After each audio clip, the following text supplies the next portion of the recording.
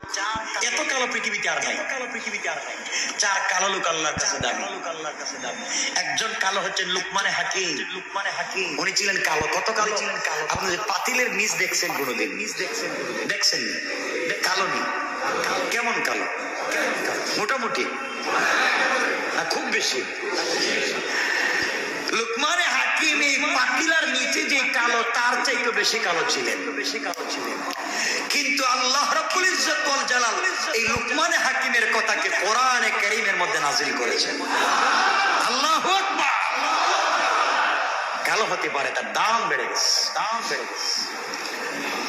খাটো ছিলেন, এতটুকু খাটো, ঠোঁট মোটা, চোখ ছিল ছোট, তেমনি বেচারা খাটো, এর মধ্যে চোখ ছোট, ঠোঁট মোটা, এর মধ্যে সামনের দাঁত বাইরে থাকে, ঠোঁটের উপরে বাইরে থাকে, এত গঠন ঠিক নাই। আল্লাহ বলেন তার গঠন ঠিক না থাকলে কি হবে? তার কলিজাটা ইসলাম দিয়ে ভরপুর। এই জন্য কোরআনে কারীমে লুকমান হাকিম তার সন্তানকে যে উপদেশ দিয়েছিলেন, আল্লাহ রাব্বুল ইজ্জত ওয়াল জালাল সেই উপদেশগুলোকে কোরআনে নাযিল করে দিয়েছেন। সুবহানাল্লাহ। একজন কালো ব্যাখ্যা দিব না। আরেকজন কালো হচ্ছেন হযরত বেলাল হাবশী। বেলাল হাবশীর জিহ্বা ছিল খাটো, তুতলাইয়া কথা বলতেন, আর কোনদিন শিন বলতে পারতেন না। বলতেন আযান দিতে গিয়ে আশহাদু সুন্দর করে বলতে পারতেন। আপনারা তো কণ্ঠের পাগল, আর আল্লাহ কণ্ঠের পাগল না, আল্লাহ মনের পাগল। হযরতে বেলালের কণ্ঠ ভালো ছিল না, তিনি আযান দিতেন আশহাদু আল্লা ইলাহা, আশহাদু আন্না মুহাম্মাদুর রাসূলুল্লাহ, আশহাদু বলতে পারতেন না। কিন্তু এই বেলালের আওয়াজ জান্নাতে পৌঁছে গেছে, আরশে মুআল্লায় পৌঁছে গেছে। বেলাল আযান না দিলে ফজর হবে। আল্লাহু আকবার। কালো বেলাল দাম বেড়ে গেছে। যে কালোদের দাম সম্মান আল্লাহ বাড়িয়েছেন। এই কালো একজন ছিলেন কে? বেলাল হাবশায় বাড়ি ছিল। বেলাল তো কালো, বেলাল কি কালো মানুষ, কোনো দাম নাই আছে। আর দুনিয়ার মানুষের কাছে দাম নাই। ইসলাম কবুলের আগে বেলালের দাম ছিল 6 টাকা। কয় টাকা? আরে আবু বকর বেলাল ছিলেন একজন গোলাম, দাস। আবু বকর আজাদ করেছেন 6 টাকা দিয়া। কয় টাকা? 6 টাকা তো একটা সমস্যা পাওয়া যায় না। বিলালের দাম ছিল মাত্র 6 টাকা। 6 টাকা দিয়ে হযরত আবু বকর কিনলেন, আজাদ করে দিলেন। এই বিলাল ইসলাম কবুল করার কারণে তার দাম হয়েছে আরশে আজিমের চাইতে বেশি দাম হয়ে গেছে। কোরআন তার দাম বাড়িয়ে দিয়েছে। এজন্য কোরআনের সংস্পর্শে আসেন। কোরআন হচ্ছে লাইট, তার কাছে আসেন, দাম বেড়ে যাবে, সম্মানী হয়ে যাবে। আমার ভাইরা বিলাল হাবশী রাদিয়াল্লাহু তাআলা কালিমা পড়ে মুসলমান হলেন। ওনার উমাইয়া ইবনে খালফ আর উবাই ইবনে খালফ হযরত বিলাল বলতেন না আল্লাহ বলতেন না। তিনি কিছু হলেই বলতেন আহাদ, শুধু বলতেন একক। আমি তার নাম বলবো না, যার কথা বলতেছি তিনি একমাত্র এক। বেলালকে উত্তপ্ত বালির উপরে শোয়া দেয়া, হাত পা বাঁধা। কিসের জন্য? চুরি করছে? ডাকাতি করছে? হাত পা বাঁধা। মক্কা মদিনার বালির কি গরম, চিন্তা করছেন আপনারা? কি গরম বালি। এই বালির উপরে শোয়া, গরম পাথর বুকের উপরে চাপ দিয়ে রেখে দিত, আর বলতো বেলাল বাদ দে, আহাদ বলা বাদ দে। যখন জ্ঞান ফিরতো, জ্ঞান ফিরে সাথে সাথে বলতেন আহাদ। এরা বলতো বলে এত মায়ের মারি, এত মায়ের দে, এরপর তো কথা পাল্টায় না। আর আমাদেরকে মারির দরকার নাই, ছোট ছিল একটু বড় করলেই সব পাল্টায় দেয়। কথা কন নাকি? আস্তে আওয়াজে একটু মোটা করলে সব পাল্টাইয়া দেয়। না আমি কইছি না, এই কথা আমি কই নাই কোনোদিন। আমি এদিকে যাই নাই, এটা আরেকজন কারা দেখছে, আছে না নেই? হযরতে বেলাল হাবশী না আহাদ হযরত আবু বকর একদিন যাচ্ছেন, দেখলেন বেলালের এত কষ্ট, তিনি আযান করে দিলেন। টাকা দিয়ে কিনলেন, এই তোমরা এটাকে বিক্রি করে দাও। এইগুলো আমরা কেউ টাকা দিয়ে কিনবে না। হযরত আবু বকর পকেট খুঁজে দেখেন 6 টাকা আছে, আমি 6 টাকা দিব, তোমরা দিবে? 6 টাকা তো অনেক টাকা, দিয়ে দাও, দিয়ে দাও। কিনলেন, আজাদ করে দিলেন।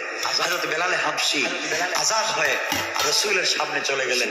রাসূলের চেহারা মুবারকের দিকে তাকিয়ে বলেন, ইয়া রাসূলুল্লাহ, আমাকে পাথর দিয়ে আঘাত দিয়েছে, আমার জিহ্বায় রড গরম করে লাগিয়ে আমার জিহ্বা নষ্ট করে দিয়েছে, আমার শরীরের চামড়া গিয়ে রক্ত চলে গেছে, আমি এত কষ্ট পাই নাই, কিন্তু আপনার চেহারা মুবারক দেখার সাথে সাথে সব কষ্ট আমি ভুলে গেছি, সব ভুলে গেছি, সব ভুলে গেছি।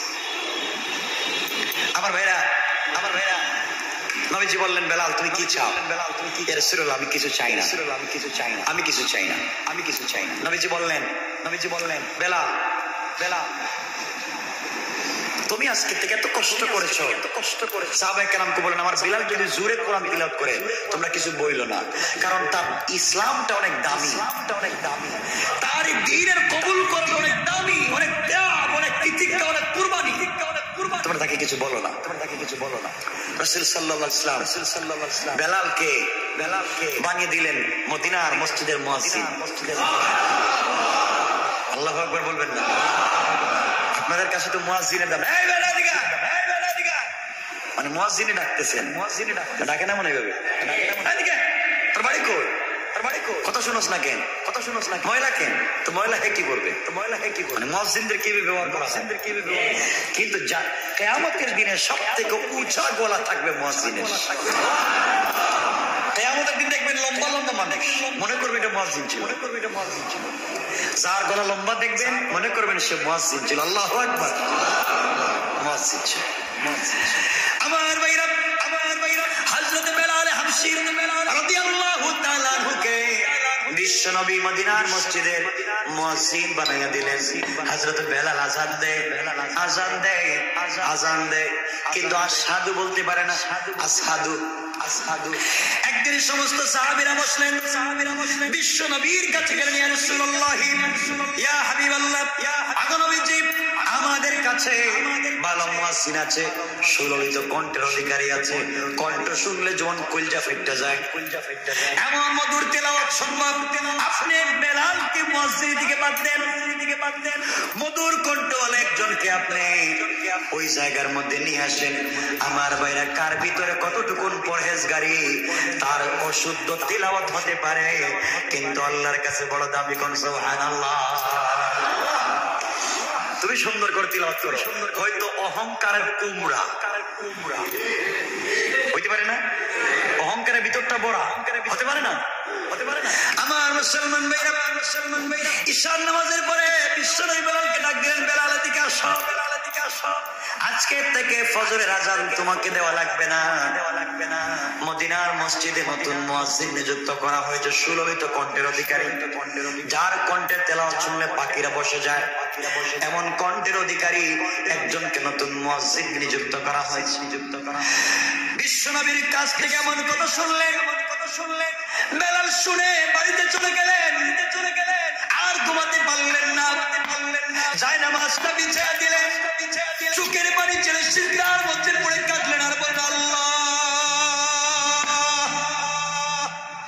আমি বিলালকে মদিনার মসজিদের মুয়াজ্জিন থেকে বরখাস্ত করা হয়েছে, ওগো আল্লাহ, আমার তো কোনো দোষ নাই, আমার দোষ, আমি কালো, কালো তো আমি নিজে হয় নাই, তুমি আমাকে বানিয়েছো। আল্লাহ, আমার ঠোঁট মোটা, দেখতে ভালো লাগে না, এটা তো আমি বানাই নাই, তুমি আমাকে বানিয়েছো, আমাকে মুয়াজ্জিন থেকে নামটা কেটে দেওয়া হলো। ওগো আল্লাহ, আমি তো তুতলায়া কথা বলে ঠিক মতো আশহাদু বলতে পারি না, আমি বিলালের সমান, সবার মতো ভালো ছিল, কিন্তু তোমার নাম নেওয়ার কারণে, আহাদ আহাদ, আল্লাহ আল্লাহ আল্লাহ বলবার কারণে আমার জিহ্বায় রক্ত রং করে দাগ দিয়ে জিহ্বা নষ্ট করে দিয়েছে, এটা তো আমার দোষ মানুষ না। আয় আল্লাহ তাআলা, একমাত্র তোমার নাম নেওয়ার কারণে, তোমার নাম নিয়েছি, আজকে আমার জিহ্বা পুড়ে গেছে। আমি খাটো, আমি বেঠে, আমার জিহ্বা নাই, আমার ঠোঁট মোটা, আমি কালো। এই জন্য মদিনার মসজিদের মুয়াজ্জিন থেকে বাদ দেওয়া হলো। আমি বিলাল তো বরদাস্ত করতে পারি না। আমি যখন আযান দিই, আশহাদু আন্না মুহাম্মাদুর রাসূলুল্লাহ পড়ি, দেখি আমার ডান দিকে বিশ্ব নবী আয়েশার হুজরে বসে আছে। আমার কলিজা শান্ত হয়ে যায়। ওগো আল্লাহ, আজকে তো আমি বিশ্ব নবীকে আর দেখতে পারবো না। আযান দিয়ে তোমার বুলন্দির কথা বলতে পারবো না। আমার নামটা কেটে দেওয়া হলো। আল্লাহ, আমার নাম মদিনার মসজিদ থেকে কেটে দেওয়া হয়েছে। আমার আওয়াজকে আল্লাহ তুমি জান্নাতে পৌঁছায়া দাও। দুনিয়ার মদিনার মসজিদের মসজিদ থেকে আমাকে বরখাস্ত করা হয়েছে। আয় আল্লাহ তাআলা, তুমি জান্নাতের মসজিদের মুয়াজ্জিন হিসেবে কবুল করে নাও। ওইভাবে হযরত বেলাল কান্না করলেন। কান্না করে করে রাত্র পার করে দিয়া ফজরের সময় হয়ে যায়। হযরত বেলাল চলে গেলেন মসজিদে। সবার পিছনে বসে আছে, সবাই কত আনন্দ, নতুন কন্টেন্ট, কোরআন তেলাওয়াত, নতুন কণ্ঠের আযান শুনলেন। সমস্ত সাহাবীরা বসে আছেন, বিশ্বনবী মদিনার মসজিদে বসে আছেন। আযান হয়েছে 2-3 ঘন্টা হলো, এখন পর্যন্ত ফজর হয় না। আযানের তো 40 মিনিট পরে ফজর হওয়ার কথা। সকাল হলে নামাজ পড়া হবে, সকাল হচ্ছে না। সাহাবায়ে কেরাম একজন আরেকজনের মুখের দিকে তাকান, কি ব্যাপার, আজকে আযান কয়টায় হলো? একজন আরেকজনের মুখের দিকে তাকান। সাহাবায়ে কেরাম বসা 3-4 ঘন্টা হয়ে গেল, ফজর হচ্ছে না কেন? বিশ্বনবী কিছু বুঝতেছেন না। এমন সময় জিবরিল এসে হাজির হয়ে গেলেন। সুবহানাল্লাহ। জিবরিল এসে আমার নবীর কানে কানে ডাকতে বলতেছে, ও আল্লাহর পয়গম্বর, আল্লাহ আপনাকে সালাম জানিয়েছেন আর বলেছেন আজকে কি আপনারা আযান দিবেন না? আল্লাহু আকবার। নবীজি বললেন, বেলাল, নবীজি বললেন, জিবরাইল তুমি কি বলো, আযান হবে না কেন? 2-3-4 ঘন্টা আগে আযান হয়েছে। জিবরিল আমিন বললেন, নবীজি আযানটা কে দিল? বিশ্বনবী বললেন, আযান তো আজকে বেলাল দেয় নাই, আজকে সুললিত কণ্ঠে নতুন মুয়াজ্জিন আযান দিয়েছে। জিবরিল আমিন বললেন, ওগো আল্লাহর পয়গম্বর, আপনি শুনেন, আজকে যে ব্যক্তি আযান দিয়েছেন, আজ থেকে কিয়ামত পর্যন্ত কোনদিন সূর্য আর উদিত হবে না যতক্ষণ পর্যন্ত বিলালের কণ্ঠে আযান না হবে। এই দুনিয়ার মানুষ কোনদিন আর সূর্য দেখবে না। আল্লাহু আকবার। আল্লাহর পয়গম্বর, আপনি জানেন না বিলালের জিহ্বা খাটো হতে পারে, ছোট হতে পারে, কিন্তু বিলাল যখন মদিনার মসজিদে আযান দেয়, আমরা বাইতুল্লাহর উপরে যেই ঘর আছে বাইতুল মামুর, বিলালের আযান শুনে শুনে আমরা ওই জায়গায় আল্লাহর ইবাদত করি। কোন সুবহানাল্লাহ। আজকে আল্লাহর শাহিদ থেকে জানাইয়া দিলেন, আল্লাহ নিজে জানাইয়া দিয়েছেন, জিবরাইল আমার নবীকে গিয়া বলে আজকে কি আযান হবে না। বুঝা গেল আল্লাহ আযান শুনেন নাই। আল্লাহ বলে দিয়েছেন আযান যদি বিলাল না দেয় আর কোনদিন ফজর হবে না। আমার নবী বেলালকে ডাক দিয়া বলেন, বিলাল আসো, ভুল হয়ে গেলে তোমার কাছে মাফ চাই। দুনিয়াবাসীকে, গোটা বিশ্ববাসীকে যদি বাঁচাতে হয়, গোটা বিশ্বে যদি আবার সূর্যের আলো নিয়ে আসতে হয়, ও বেলাল তোমার আযান ছাড়া এই বিশ্বে কোনদিন সূর্য উদিত হবে না। আল্লাহু আকবার। কালো মানুষ, দাম বেড়ে গিয়েছে, দাম বেড়ে গিয়েছে। কিসে দাম বাড়ালো? কোরআন তার দাম বাড়িয়ে দিল। আমার ভাইরা, বিলাল আবার আযান দিলেন। আযান দেওয়ার কয়েক মিনিটের ভিতরে ফর্সা হয়ে গেল। আল্লাহ রাব্বুল ইজ্জত ওয়াল জালাল জানায় দিলেন, ওগো নবীজি, বিলালের আযান দিয়ে আপনি কিয়ামত পর্যন্ত মানুষের উপরে ইহসান করেছেন। আমি আল্লাহ এত রাগ করে ফেলেছিলাম, যদি আজকে বিলালকে আযানে আপনি না দিতেন, কিয়ামত পর্যন্ত দুনিয়ার মানুষকে আর সূর্য দেখাতাম না। বেলাল কালো মানুষ, কিন্তু দাম আসেনি, কিন্তু দাম আসেনি মিয়া। বিলালের দাম হয়ে গেছে আল্লাহর কাছে। কালো সুন্দর ধলো টাকা পয়সা আল্লাহর কাছে কিছুই নেই। আল্লাহ মনটা চায়। আমার ভাইরা, বিলাল দোয়া করলেন, সিজদার মধ্যে পড়ে দোয়া করেছিলেন, আল্লাহ আমার আযানকে বন্ধ করে দেওয়া হলো, মসজিদের মুয়াজ্জিন মসজিদ থেকে বরখাস্ত করে দেওয়া হয়েছে। আল্লাহ আমার আওয়াজকে জান্নাতে পৌঁছায়া দাও। বিশ্বনবী যখন মেরাজে গিয়েছিলেন, মেরাজের রজনীতে জান্নাত পার হইয়া সিদরাতুল মুনতাহা পার হইয়া আরশে মুআল্লার কাছাকাছি যখন চলে গেলেন, জিবরাইল চলে গেলেন। জিবরাইল বলেন আমি আর আগে যেতে পারবো না। বিশ্বনবী একা একা বড় ভয় পাচ্ছেন, কেউ নাই। হঠাৎ করে বিশ্বনবী শুনেন হযরত বেলাল যেন হাঁটাহাঁটি করতেছে। আল্লাহু আকবার। বিশ্বনবী ভয় ভেঙে গেল। এত উপরে এসে বিলালের পায়ের আওয়াজ শুনলাম, বোঝা গেল বিলাল সবার মতো হাঁটতো না, বিলালের পায়ের হাঁটার আওয়াজ আলাদা ছিল। কোন ঠিক কিনা? নবীজি বুঝলেন কেমন বিলালের আওয়াজ? বিলালের খরমের আওয়াজ শুনলেন, দুনিয়ার জমিনে আসলেন। বিলালকে ডাক দিয়ে বলেন, বিলাল রে, জান্নাতে গেলাম, আরশে মুআল্লায় গেলাম, জান্নাত প্রদক্ষিণ করে যখন আমি উপরে যাব, একা পড়ে বড় ভয় পেলাম। ওই সময় তোমার জান্নাতের ভিতরে তোমার পায়ের খরমের আওয়াজ শুনলাম, তোমার জুতা পায়ে দিয়ে হাঁটার আওয়াজ শুনলাম, আর গুনগুন গুনগুন করে তোমার কণ্ঠের তেলাওয়াত আমি শুনেছি। সুবহানাল্লাহ পড়েন। আমার নবী কালো বেলাল, শরীরে দামি কাপড় নাই, ঠোঁট মোটা, চুল উস্কো খুস্কো, খাটো লোক।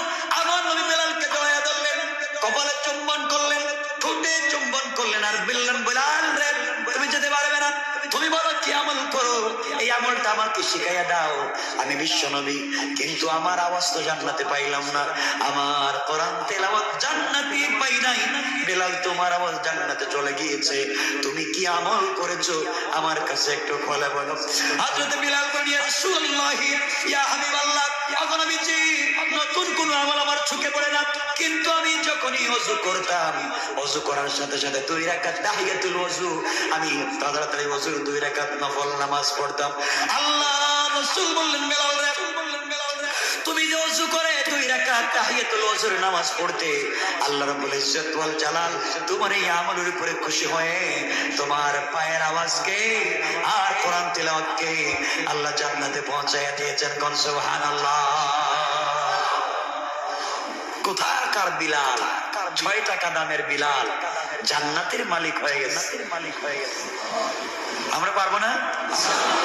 যেরকম পারবো না, এই বিলালের মতো বানানোর জন্য আল্লাহ বলছেন হুদাল লিন্নাস, কোরআন দিয়েছি তোমরা বিলালের মতো মুত্তাকি হয়ে যাও, বিলালের মতো হিদায়াতওয়ালা হয়ে যাও। সুবহানাল্লাহ। একটু হাত দেখান তো, অনেক দূর থেকে আসছেন না, হাত ওটা। আল্লাহ বলেন, আল্লাহ। আর জোরে বলেন, আল্লাহ। রহমতের প্রথম জুমাবার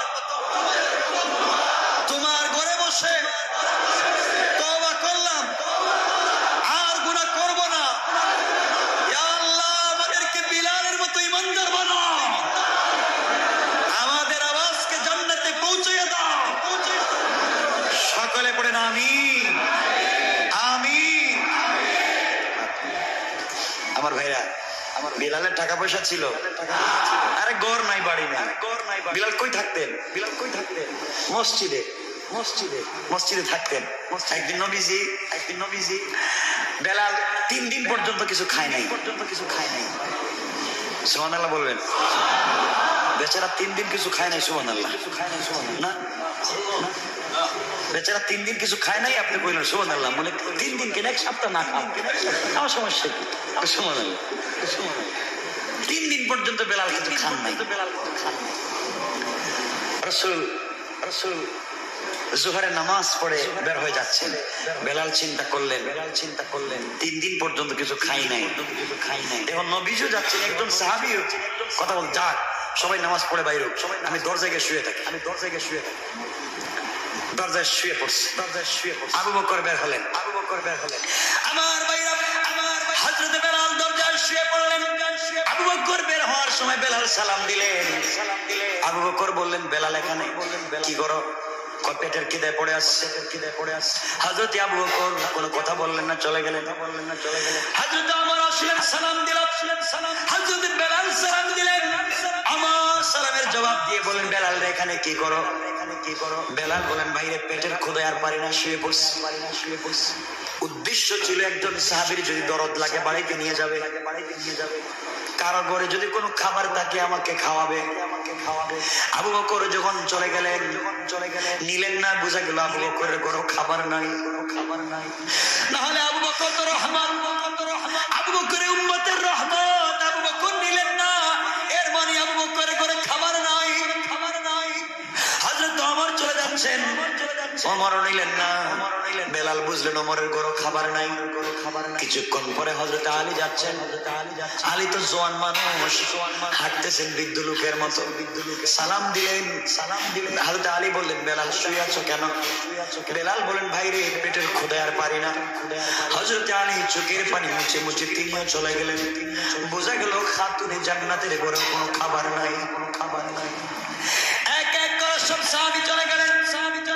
সবার পরে বিশ্বনবী জনাবে মুহাম্মদুর রাসূলুল্লাহ সাল্লাল্লাহু আলাইহি ওয়াসাল্লাম চলে যাচ্ছেন। বিশ্বনবী বললেন বেলাল শুয়ে আছো কেন?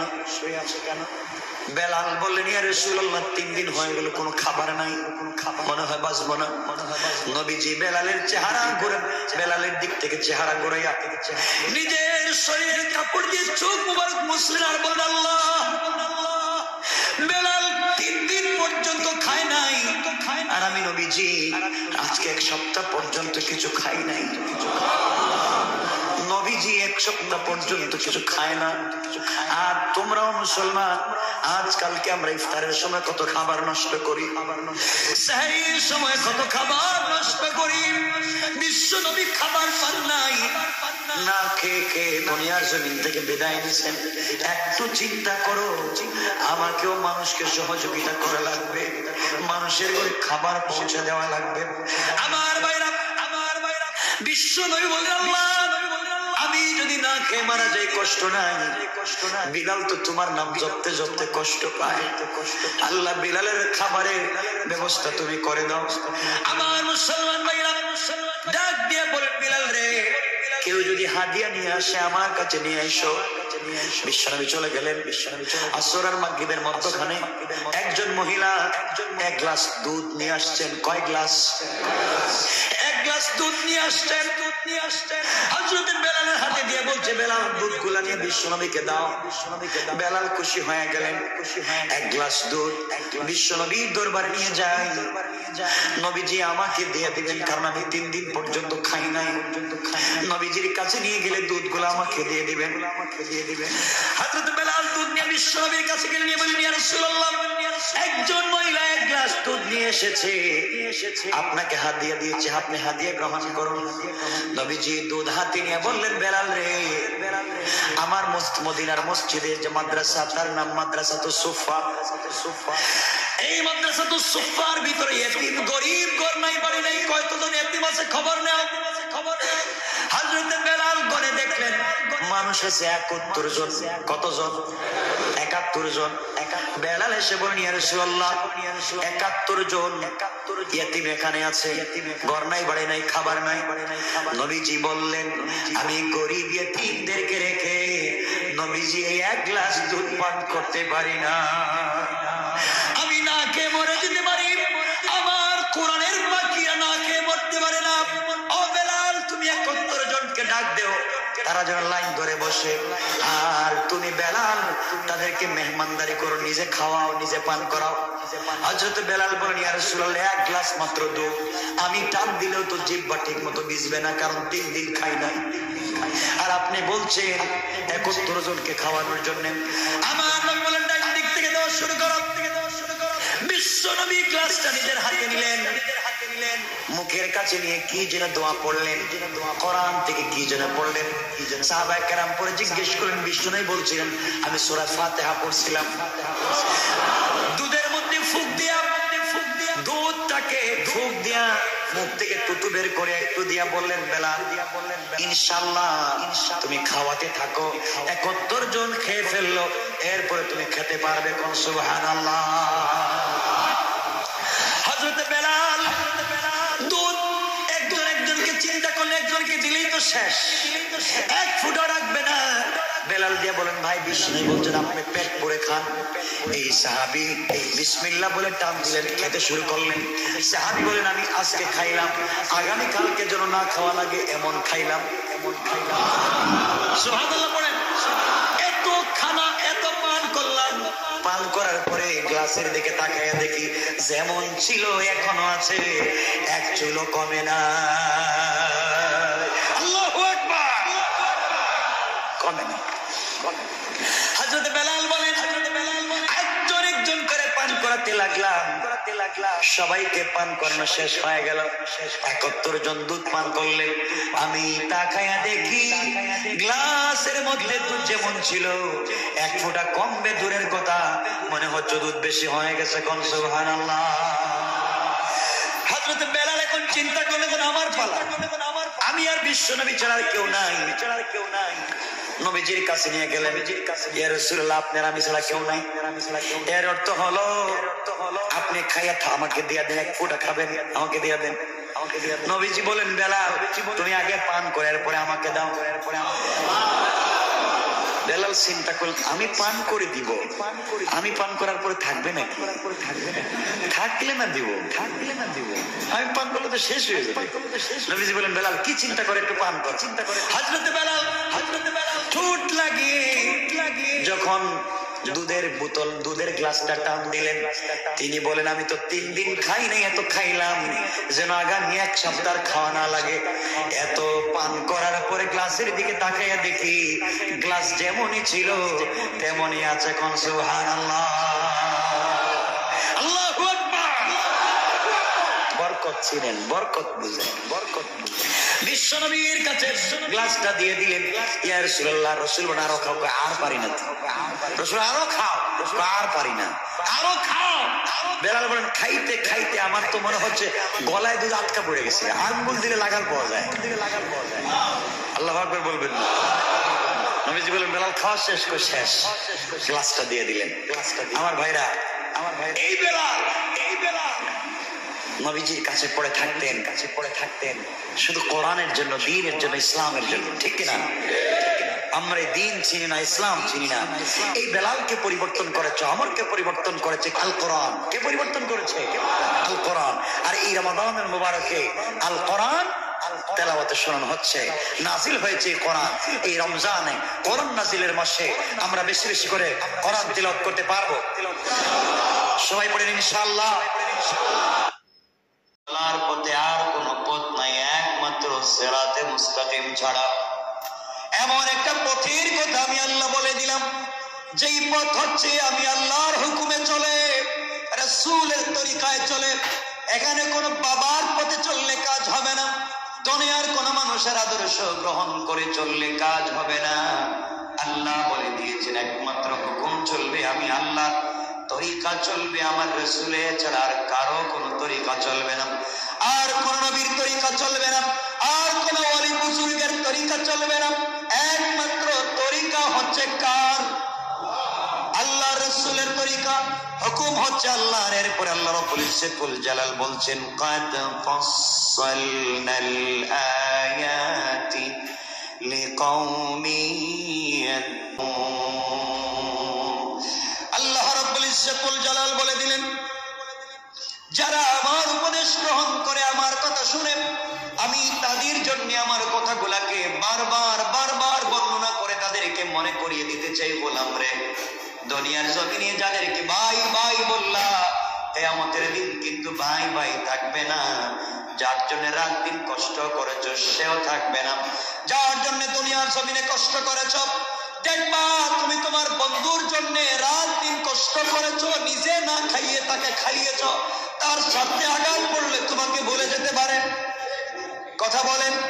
আল্লাহ বলেছেন গোলাম রে দুনিয়ার সব মানুষ স্বার্থে তোমাকে ভালোবাসে। বাবার স্বার্থ আছে, মায়ের স্বার্থ আছে। মা বাপ তোমাকে মাদ্রাসায় পড়ায়, আলিম বানায়, নামাজের কথা বলে, তারও স্বার্থ আছে। জাহান্নাম থেকে বাঁচতে নিজেও চায়। কিন্তু আল্লাহ রাব্বুল ইজ্জতুল জালাল বলেন বান্দারে আমি আল্লাহর তোমার প্রতি কোনো স্বার্থ নাই।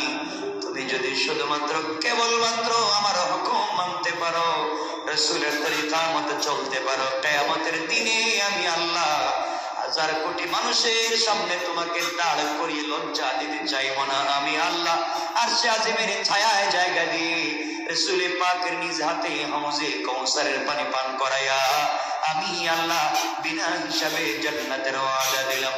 সুবহানাল্লাহ।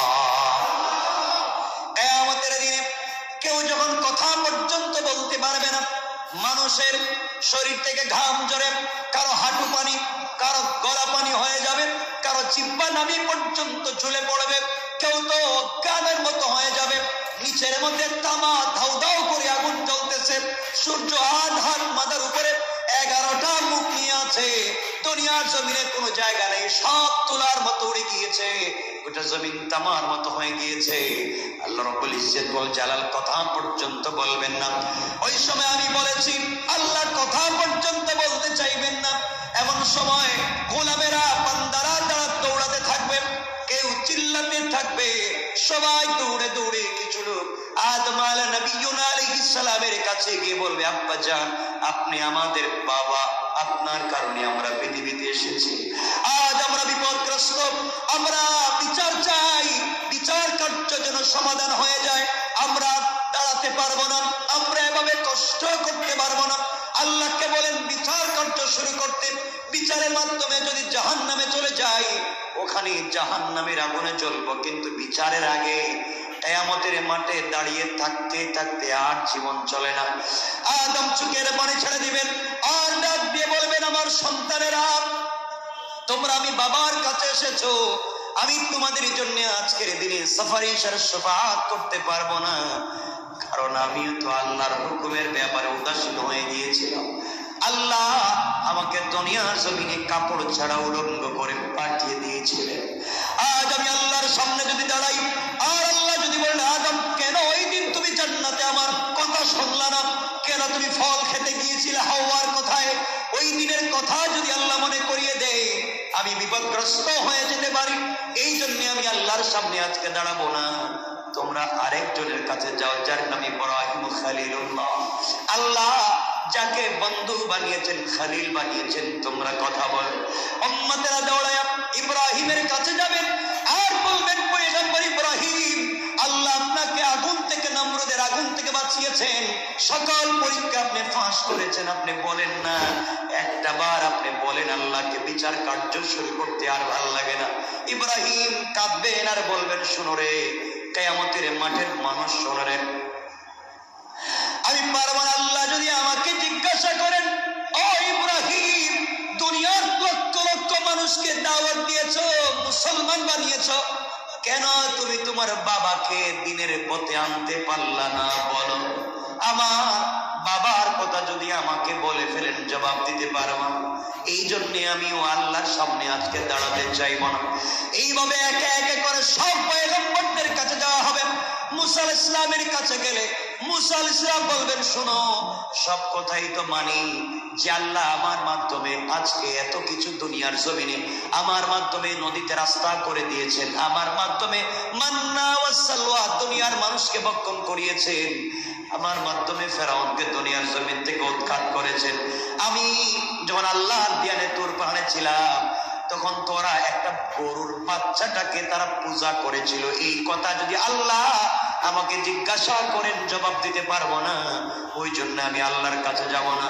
এইভাবে ঈসার কাছে গেলে ঈসা কি জবাব দিবেন? আমি আল্লাহর দাওয়াত দিয়েছি, মানুষ আমাকে আল্লাহর পুত্র বানিয়েছে, আমার মাকে আল্লাহর স্ত্রী বানিয়েছে, আমি জবাব দিতে পারবো না।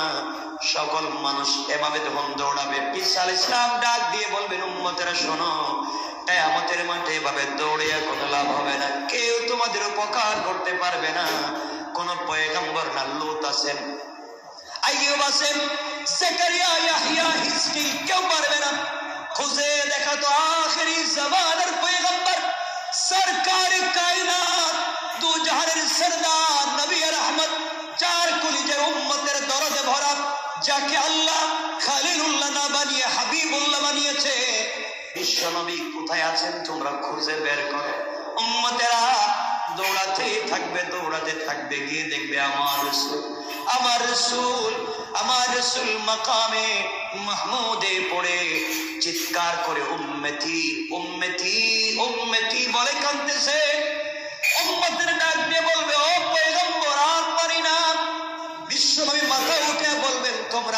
হবে না, শাফাআতে কুবরা আল্লাহ আমাকে দিয়েছেন। আল্লাহর সামনে দাঁড়িয়ে মাকামে মাহমুদের সিজদায় পড়ে কাঁদবেন আর বলবেন, আল্লাহ, আয় আল্লাহ, তোমার কাছে একটা জিনিসের আবদার করলাম, আয় আল্লাহ, তুমি কি বিচার কার্যগুলাকে সমাধান করবা না, ফয়সালা করবা না? আল্লাহ বলবেন, বন্ধু মাথা উঠাও, মাথা উঠাও। আসলে পাক মাথা উঠাতে চাইবেন না। আল্লাহ বলবেন, বন্ধুরে, আমি কারো কথায়, লক্ষাধিক আম্বিয়ায়ে কেরামের কথায়, আজকে কারো কথায় বিচার কার্য সমাধান করতাম না। তুমি আমাকে বলেছো, আমি আল্লাহর কুদরতের দিল নরম হয়ে গিয়েছে, তোমাকে কাঁদতে হবে না। দুনিয়ায় 23টা বছর কান্না করাইছি, তায়েফের ময়দানে রক্তাক্ত করাইছি, ওদের ময়দানে অজ্ঞান করিয়ে দিয়েছি, এত কষ্ট দুনিয়ার জমিনে তোমাকে দিয়েছি। আমি বন্ধু আর তোমাকে কষ্ট দিতে চাই না। মাথা উঠাও, কথা দিলাম এই মুহূর্তে তোমার সুপারিশে বিচার কার্য শুরু করতে চাই। কোন সুবহানাল্লাহ। আমার পয়গম্বর মাথা যখন উঠাইয়া দিবেন, আল্লাহ বলবেন, বন্ধুরে, এদের বিচার করে কি লাভ? এদের আমল নামা দেখে আমার কোনো লাভ নাই।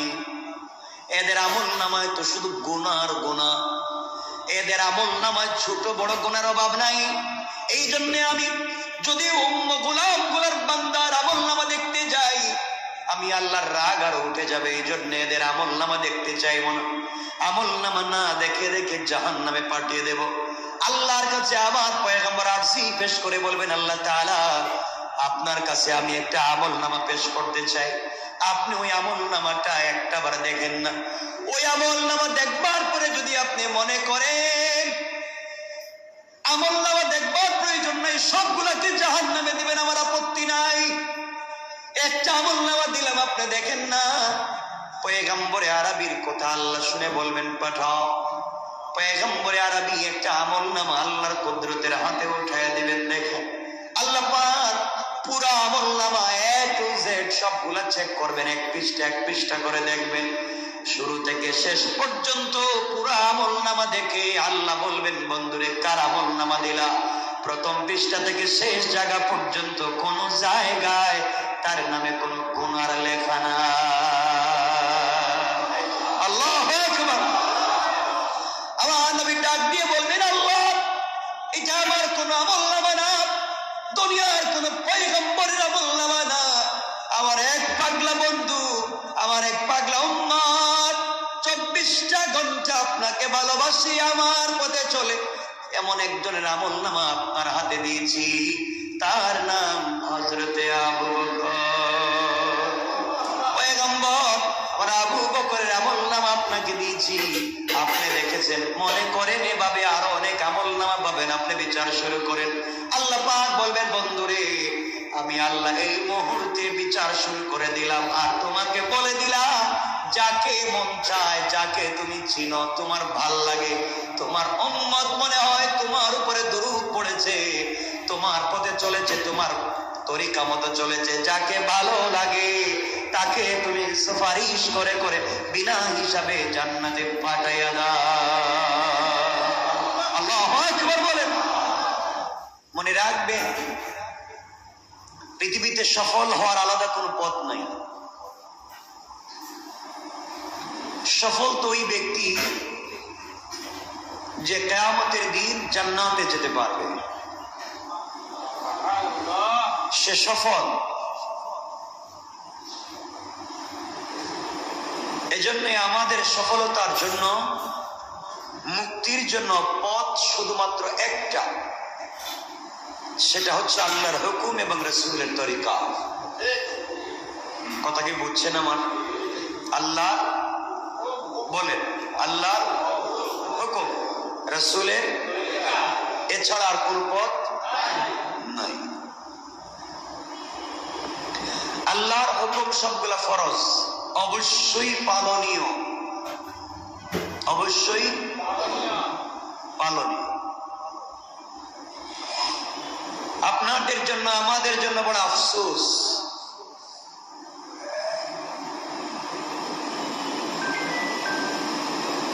এই যে গেল কয়েকদিন প্রচন্ড গরম পড়েছিল। আফসোস, গরম থেকে বাঁচবার জন্য দুনিয়ার রুদ্রের তাপ থেকে বাঁচবার জন্য সমূহ পথ আপনারা আমরা অবলম্বন করেছি। জাহান্নামের আগুন থেকে বাঁচবার জন্য আমাদের কোনো কাজ নাই। দুনিয়ার সাধারণ রোদের তাপ থেকে বাঁচবার জন্য কত কিছুই না করেছি, কত কিছুই করেছি। ইন্তেকালের পরে যে আযাব, যে তাপ, যে গরম শুরু হবে, সূর্যের 11টা মুখ আছে, সবগুলা মুখ উপর দিয়ে রেখে দিচ্ছে। হাজার হাজার লক্ষ মাইল দূর থেকে শুধু একটা মুখ নিচের দিকে করে আমাদেরকে তাপ দিচ্ছে, তাও কয়েক ঘন্টা। সকালবেলা তাপ নাই, বিকেল বেলা তাপ নাই, দুপুরের কয়েক ঘন্টা তাপে সৌদি আরবের মানুষ হাঁটতে পারে না। ইউরোপ আমেরিকার মানুষ যেখানে সারা জিন্দগি ঠান্ডা, এখানে হাঁটলে, রেল স্টেশনে রেলগাড়ি চললে, চাকা এবং স্পাত একত্রিত হলে আগুন ধরে যায়। দাবানলের নামে আগুন ছড়িয়ে পড়ে ঘর বাড়ি জ্বালিয়ে দিচ্ছে। অল্প আগুন। কিয়ামতের দিনে এই সূর্য তার 11টা মুখ নিয়ে মানুষের মাথার আধ হাত উপরে এসে নিচের দিকে মুখ করে যখন তাপ দিবে, তখন আপনি কোন air cooler, air condition fit করে নিজেকে বাঁচাবেন? একবার চিন্তা করেন, কে আপনাকে বাঁচাবে? কেউ থাকবে না, কাউকে পাবেন না। একমাত্র রব ছাড়া বিকল্প কোনো পথ নাই। ওই দিন যদি রবের সামনে দাঁড়িয়ে রব যদি আমাদেরকে ভালোবেসে ওই দিন বাঁচাতেই হয়, দুনিয়ার জমিনে অবশ্যই রবের হুকুম পালন করতে হবে। এই জন্য কিয়ামতের দিনের আযাব থেকে বাঁচতে হলে হুকুম মানতে হবে কার? সবাইকে বলতে হবে কার? কিয়ামতের দিনে হাউজে কাউসারের পানি ছাড়া যখন পানি থাকবে না, কারণ গোটা দুনিয়া হয়ে যাবে তামা। গোটা দুনিয়া, আল্লাহ তো বলছেন ইয়াউমা তাকুনু আস-সামাউ কাল-মুহল, যেই দিন আকাশ বিগলিত তামার মতো গলে ফুটা ফুটা হয়ে পড়বে। ওয়া তাকুনুল জিবালু কাল-আইহিন, যেই দিন পাহাড়গুলা রঙিন তুলার মতো উড়ে যাবে। গোটা দুনিয়া একটা মাঠ হবে, যেই মাঠ হবে তামার, যেই মাঠে দাঁড়াবার মতো শক্তি মানুষের থাকবে না। ওই জায়গা আপনাকে আমাকে দাঁড়িয়ে থাকতে হবে, একদিন দুই দিন নয়, যতক্ষণ পর্যন্ত রব বিচার কার্য শুরু না করবেন। কত দিন যাবে, কত মাস যাবে, কত বছর যাবে, কত শত বছর চলে যাবে। মানুষ জিহ্বা বের করে নাভি পর্যন্ত চলে আসবে, মানুষের মাথা ফেটে মগজ বের হয়ে উৎরাতে থাকবে। ওই দিন বুঝতে পারবেন এক ফোঁটা পানির দাম কতটুকু। ওই দিন পানি থাকবে শুধুমাত্র হাউজে কাউসারের, পান করাবেন শুধুমাত্র কেবলমাত্র বিশ্বনবী। ওই দিন যদি রাসূল পাকের হাত থেকে হাউজে কাউসারের পানি পান করতেই হয়, পৃথিবীতে বেঁচে থাকতে একমাত্র কেবলমাত্র শুধুমাত্র তরিকা আদর্শ মানতে হবে তার। ঠিক বললাম না? যেন আপনার আমার জিন্দগিতে কারো আদর্শ চলবে না। আপনার আমার জিন্দগির মডেল আর আইডল কেউ নয়। আল্লাহ বলছেন লাকাদ কানা লাকুম ফি রাসূলিল্লাহি উসওয়াতুন হাসানাহ, তোমাদের জিন্দগির একমাত্র মডেল আর আইডল হচ্ছেন মুহাম্মদ রাসূলুল্লাহ সাল্লাল্লাহু আলাইহি ওয়াসাল্লাম। তাকে তোমরা আদর্শ মনে করো, তাকে তোমরা মডেল মনে করো, যার মাথার চুল থেকে পায়ের পাতা পর্যন্ত সকল আমার হুকুমে চলে, যার 24টা ঘন্টা আমার হুকুমে চলে, যিনি ঘুমিয়ে গেলে চোখ ঘুমায়, দিল ঘুমায় না, যিনি ঘুম থেকে উঠে বিনা ওযুতে নামাজ পড়াতে পারেন কারণ তার দিল ঘুমায় না। আমরা তো সেই রাসূলের অনুসরণ করি, যিনি হায়াতুন নবী, জিন্দা নবী। কিয়ামতের দিনে শাফাআতে কুবরার মালিক যিনি হবেন, যখন সমস্ত পয়গম্বরেরা নফসি নফসি নফসি বলে দৌড়াবে, ওই সময় যে পয়গম্বর উম্মতি উম্মতি বলে দৌড়াবেন, আজও আমরা সে রাসূলকে চিনতে পারি নাই। রাসূলের পথকে আমরা ছেড়ে দিতাম না।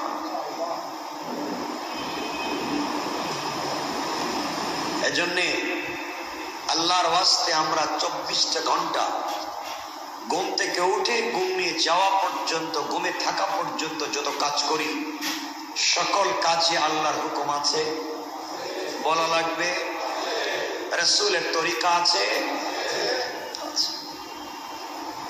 কত ভালো ভালো মানুষ নামাজ পড়ে, রোজাও রাখে, ইতিকাফ করে, দাড়িও রাখে, এরপরে দেখবেন আরেকজনে ঠকায়, চাঁদাবাজি করে। গ্রামগঞ্জে খবর নিয়ে দেখবেন, কেউ যদি গ্রামে একটু মোটামুটি সে টাকা পয়সার মালিক হইছে বা একটু ভালো চলতে চায়, দেখবেন এলাকার কিছু ভিলেজ পলিটিক্স যারা করে, গ্রামের মাতবর এর কাপড়টাই না ধরে, আছে না নাই? এগুলা হচ্ছে চুর, ডাকাত। সমাজে যখন বিভ্রান্ত তৈরি হয়, সমাজ আজকে তো নিচে নিচে যাওয়ার কারণ হচ্ছে মসজিদ, মাদ্রাসা, ভালো ভালো জায়গায়, অধিকাংশ জায়গায় খবর নিয়ে দেখেন চোর, ডাকাত, বদমাইশেরা ওই জায়গাগুলো বসে গিয়েছে। আজকে আদর্শ উলটিত হয়েছে, খারাপ মানুষ বসে গিয়েছে। এই জন্য আল্লাহর ওয়াস্তে আমাদের চলার পথে শুধুমাত্র কেবলমাত্র তরিকাটা কার থাকবে? রাসূলের। বলেন কার? সাহাবায়ে কেরাম কার তরিকা অনুসরণ করেছেন?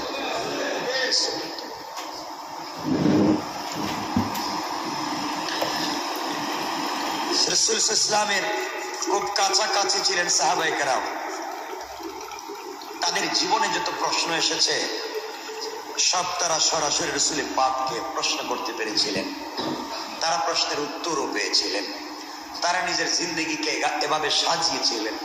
আজকে আমরা নিজের জিন্দগিকে এভাবে সাজাতে পারি নাই। আল্লাহ পাক রব্বুল ইজ্জত ওয়াল জালাল আমার তেলাওয়াতকৃত আলোচ্য আয়াতে বলছেন, ওয়াহাদা, আয়াতটা হচ্ছে 8 নম্বর পারার 6 নম্বর সূরা, সূরা আল আনআমের 126 127 নম্বর আয়াত। আল্লাহ পাক বলছেন, ওয়াহাদা সিরাতু রাব্বিকা মুস্তাকিমা, আর এটা হচ্ছে আপনার পালনকর্তার একমাত্র, কেবলমাত্র, শুধুমাত্র সরল পথ, যেটা হচ্ছে আল্লাহর হুকুম এবং রাসূলের তরিকা। এটাই হচ্ছে আল্লাহর কেবলমাত্র, শুধুমাত্র সরল পথ। আল্লাহ এরপরে বলছেন, কাদ ফাসসালনাল আয়াত লিকওমি ইয়াযাক্কারুন, আমি উপদেশ গ্রহণকারীদের জন্য আয়াতগুলোকে বারবার বর্ণনা করেছি যেন তারা উপদেশ গ্রহণ করতে।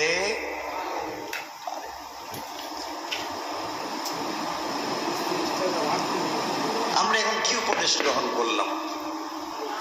কোরআনে বলা আছে, আল্লাহ উপদেশ দিচ্ছেন নামাজ পড়ো, বলা আছে নি? বলেন আপনারা, পড়ি তো ইনশাআল্লাহ? কি বলেন না? পড়ি তো। কয় ওয়াক্ত?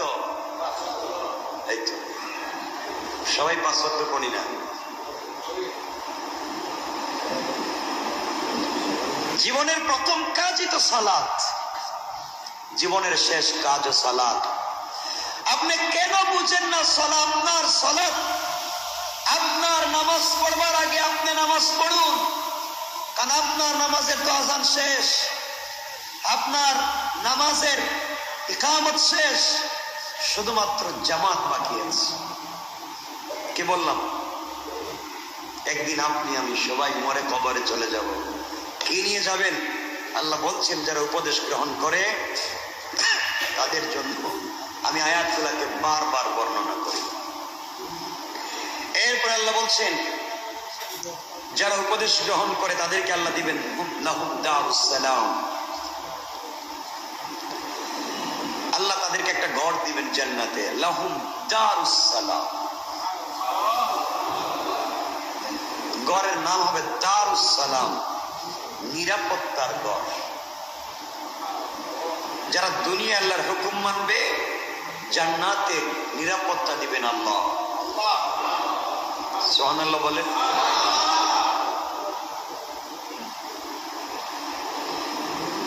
কেন দিবেন? আল্লাহ বলছেন দেওয়ার কারণ হচ্ছে ওয়াহুয়া ওয়ালিয়ুহুম, তারা দুনিয়ায় আমাকে বন্ধু বানিয়েছিল, জান্নাতে আমি তাদের বন্ধু হয়ে গেলাম। কাজ কি? বিমা কানু ইয়ামালু, বন্ধু হওয়ার কারণ তারা দুনিয়ায় যে কর্ম করেছে আমি খুশি হয়ে গেছি, আর খুশি হওয়ার কারণে আমি তাদেরকে বন্ধু বানিয়ে ফেলেছি। তাহলে আমরা আল্লাহর বন্ধু হতে চাই কি চাই না? সবাই বলেন। আল্লাহ বলছেন যদি ভালো না লাগে এরপরে আয়াতে ওয়ায়াউমা ইয়াহশুরুহুম জামিআ, আল্লাহ বলছেন যেদিন আল্লাহ সবাইকে একত্রিত করবে। কোন দিন? আমরা থাকবো নি? বলেন না কেন? কিয়ামতের দিন থাকবো না? আমাদের বাপ দাদা, মা বাপ, আমাদের সন্তান, যারা ঠকাইছেন, যার জায়গা দখল করছেন, যার কাছে চান্দা চাইছেন, হ্যাঁ থাকবো। যার দলিল 2 নম্বর করছেন, যার বাড়ি উঠে থেকে চান্দা দাবি করছেন, থাকবো। কথা বলেন। ওই সময় কি করবেন? ওই সময় কি করবেন? আল্লাহ বলছেন ভালো করে বুঝো, ওয়ায়াউমা ইয়াহশুরুহুম জামিআ, আমি যেদিন সবাই একত্রিত করব, এক জায়গায় জমা করব, সবাই মুখোমুখি। আল্লাহ বলবেন কি রে, তুই না বলছিলে ও তোর বিরুদ্ধে গীবত করছে, তুই না এর কাছে গিয়ে বলছিলে, এখন সামনাসামনি বল ও কি বলছে বল। তুই না বলছিলে তোর বন্ধুকে অমুক গালি দিয়েছে বলে তুই বন্ধুর দিয়ে মারামারি লাগাইছিলে, এখন তুই বন্ধু সামনাসামনি তুই ক। এখন আল্লাহ কি সব ভুলে গেছেন? শোনেন, সাংবাদিকদের ক্যামেরা থাকে, মেমোরি ফুল হয়ে যায়, তো আল্লাহ এখানে 2 জন সাংবাদিক দিয়েছেন। কি নাম? কিরামান কাতিবিন, কাতিব, এরা সাংবাদিক, লেখক। তাদের কাছে যে ক্যামেরা দিয়েছেন ওইটার মেমোরি ফুল হয় না যতক্ষণ পর্যন্ত না আপনি মরবেন। সব আছে, কোথায় গিয়েছিলেন, কোথায় কি করেছেন, কোথায় কার সাথে কি বলেছেন, সব ভিডিও করে রেখে দিয়েছে। কিয়ামতের দিন ওগুলো আপনার সামনে হাজির করবে। আপনি বলবেন আল্লাহ এগুলো সব মিথ্যা, একটু সত্য না। আল্লাহ বলবেন ওই জায়গায় আমি জানি যে শুধু মানুষের যে একত্রিত করবো তা না। আল্লাহ বলছেন ওয়ায়াউমা ইয়াহশুরুহুম জামিআ, শুধু মানুষ না, জামিআ সব। আর কে? জিন্নাত। আর জিন্নাত বলেন না, জিন্নাত থাকবে না? থাকবে না? পশু পাখি থাকবে না? আপনি যে আপনার গরু দিয়ে আরেকজনের ধান খাওয়াইছিলেন, হ্যাঁ, আপনি যে কুরবানির সময় এখানে গরু কিনে নিয়েছেন, সিট করেন নাই, এটা থাকবে না? কি জবাব দিবেন ওই দিন? কি জবাব দিবেন? সবাই যখন একত্রিত হবে আল্লাহ পাক বলবেন জিন্নাতেরা তোমরা তো কিছু মানুষকে তোমাদের অনুগামী বানাইছিলে, তোমরা এদেরকে নিয়ে যাও, এদেরকে নিয়ে যাও, এদের সাথে জাহান্নামে যাও। তখন মানুষেরা বলবে হে আল্লাহ, আমরা তো পরস্পর থেকে উপকার লাভ করছি, আমি জিন্নাত দিয়া কুফরি কালাম করে অমুকের ক্ষতি করলে অমুকের লাভ করছি। কি বললাম? কুফরি কালাম করে একজনের ক্ষতি, আমি তো একজনের লাভ করছি, আমি তো উপকার করে দিছি একজনের, ক্ষতি হয়েছে একজনের। আল্লাহ যার উপকার যার ক্ষতিটা সমান সমান করে দিলেই তো শেষ হয়ে যায়।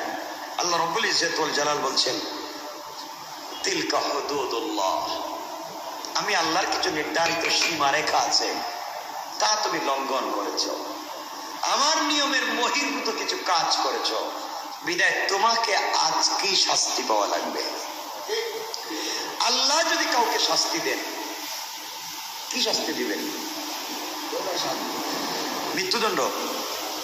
বলেন না। কি দণ্ড দিবেন? মৃত্যুদণ্ড দিলে তো ভালো ছিল নাকি, যে মরে গেছে গা। কিয়ামতে মরণ নাই, জাহান্নামে মরণ নাই। একবার সাপ কামড়াবে, একবার পোকামাকড় কামড়াবে, একবার মাটির চাপ দিবে, একবার অন্ধ ফেরেশতা পিঠাবে, একবার কানে শুনে না ফেরেশতা পিঠাবে। এইভাবেই চলতে থাকবে, শাস্তি চলতেই থাকবে। কয়দিন? বলতে থাকেন কয়দিন? আল্লাহ বলছেন গোটা আসমান জমিন, লৌহ, গোটা আসমান জমিনে যা আছে সব কিছুকে যদি একটা পাত্র বানানো হয়, দান যে রাখিটার নাম কি? গোলা। গোটা আসমান জমিনকে যদি একটা গোলা বানিয়ে দেওয়া হয়, আর এই গোলার ভিতরে যদি কয়েকশো কোটি বৎসরের ধান রাখা হয়, একটা পাখি প্রতিদিন যদি একটা করে ধান ওখান থেকে নিয়ে সরাইয়া দেয়, শেষ হবে? হবে না? হবে। কয়েকশো কোটি বৎসর পরেও তো একদিন শেষ হবে। আল্লাহ বলছেন ওই দিন শেষ হয়ে যাবে, কয়েকশো কোটি বৎসর পরে হয়তো গোলা খালি হয়ে যাবে, কিন্তু আমি যাকে কিয়ামতে জাহান্নামে আযাব দেব তাও শেষ হবে না। তো আপনারা বলবেন হুজুর আল্লাহ নাম তো রহমান, আল্লাহ নাম তো রহিম, কত ভদ্র নাম, দয়া মায়া সাগর। এই সাগর দিয়েই তো বিপদে আনছেন। আল্লাহ সব দয়া মায়া সব মাফ করে দিন, কিন্তু আল্লাহর নাম যে কাহ্হার, আল্লাহর নাম যে জব্বার, কিয়ামতের দিন আল্লাহ বলবেন লিমানিল মুলকুল ইয়াউম, আজকের দিনের ক্ষমতা রাজত্ব কার? তুমি নাকি এলাকার পাওয়ারফুল নেতা ছিলে, আয় তোর নেতাগিরি দেখায় দেই। তুমি নাকি এলাকার সবথেকে বড় পাওয়ারফুল ব্যক্তি, টাকার মালিক ছিলে, আয় তোর টাকার বস্তা নিয়ে দেখাই।